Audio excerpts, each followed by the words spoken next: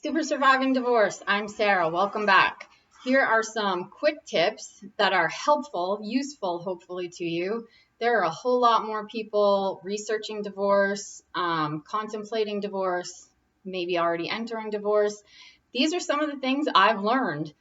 I am an acupuncturist, mom of 3. I am not an attorney, nor would I attempt to ever be an attorney. It is way out of my league. As a layperson, having experienced this, 1, pay attention to how your attorney takes in information. If she likes sticky notes, if she likes quick one-liners of information, or if she likes he likes an extension of information.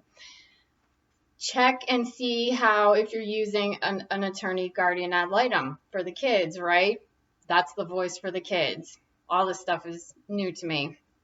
However, if people are either auditory, visual, or kinesthetic learners, meaning they learn by doing and touch and feel with their hands. So like if I need to learn something on the computer, I need to do it in order to retain it. And I also need to hear a little bit of instruction and then figure out how you learn best, but also how the information that you're conveying to these people that are speaking for you essentially are their preferred method of taking information. That'll be very useful to you. You won't have to repeat yourself. It'll be organized, concise, and the information will get efficiently to them because that's what you need. And it'll save you time and money too. The other quick and dirty thing, not dirty, but well, sort of, if you can pay attention to whether or not the beauty of boundaries, right?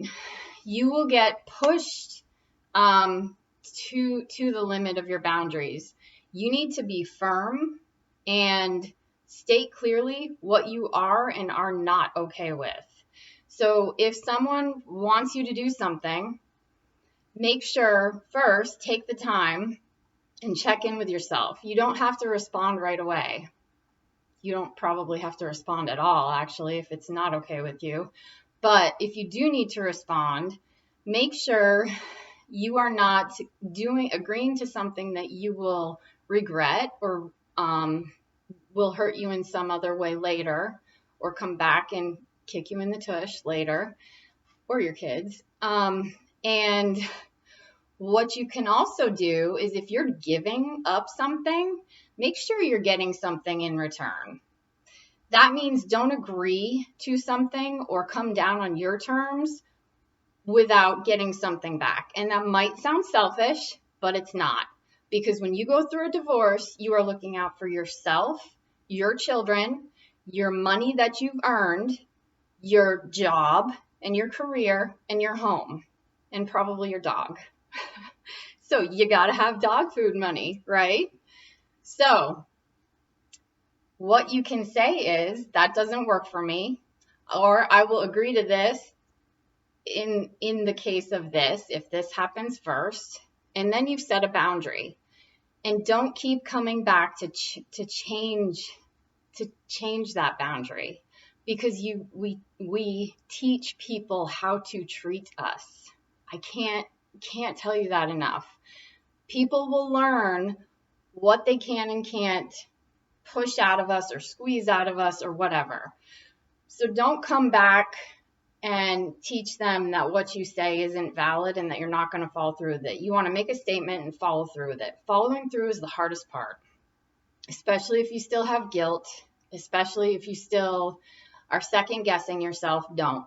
Just make a decision, follow through with it, and stand your ground, and people will respect you more. They just will. In business, in life, they'll know that what you say, you mean, and you mean what you say. Mean what you say and say what you mean. That's what I tell my kids. The other thing is, too, the third thing that I wanted to talk about today, interactions with people. As an empath, we have all types of interactions with people.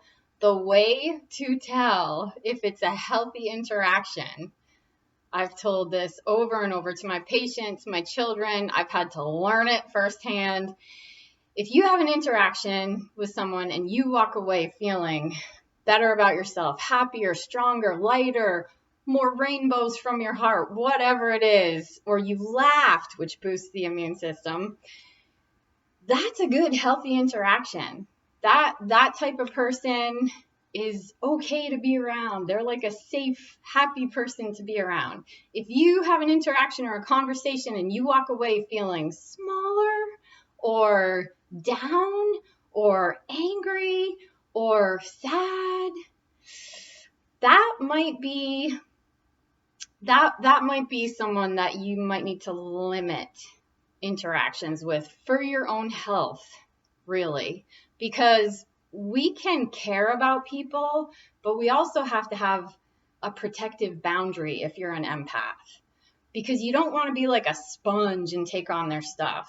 That's not even fair to them, because they're on their journey. People are on their journey, and what we want to do is make sure they know they're capable, right? They can handle whatever gets thrown their way. We can't take it on for them.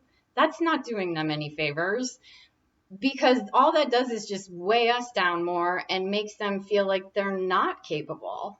And so the point of it is, you're stronger than you think. You are more capable than you know, and we can be there for each other, but the most we can do is walk next to somebody on their path and try to be their cheerleader and still remain strong and make them laugh sometimes. But each person has to walk their journey. So it's actually an act of love or respect, as well as respecting ourselves and our own boundaries, because that's really important. Thank you for listening. I hope this is helpful.